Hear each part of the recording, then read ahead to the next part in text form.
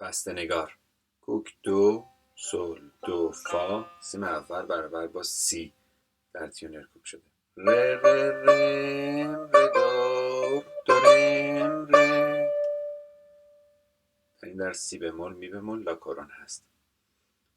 ر ر رم ر دور دو رم ر دور دو رم ر دور دو رم ر دور دو رم ر میف. اینجا یک یک اومدیم پایین.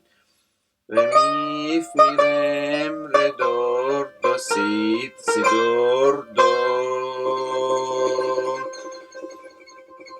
دو دو دور دو سی. هم کاری که از ری کردیم یه پله عقب‌تر از دو داره شکل میگیره. دو دو دور دو سید سی دور دو سید سی دور دو سید سی دور دو سید سی دور. یک یک اومدیم پایین. دو رم ر دور دو سید سی لاس لا سید سی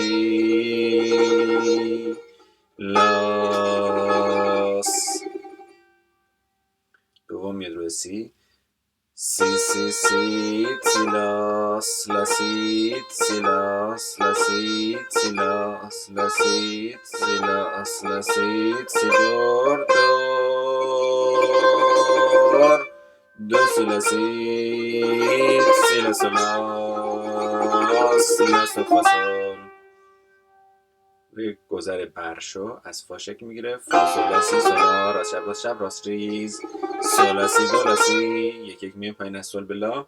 لا سی دو ره سی دو. همینطور از لا به سی راست چپ راست ریز. همه مصرع یکسانه. سی دو ره می دو رم ره. و باز روی حجاز ایست میکنیم. این بسته‌نگار حجاز میتونه باشه.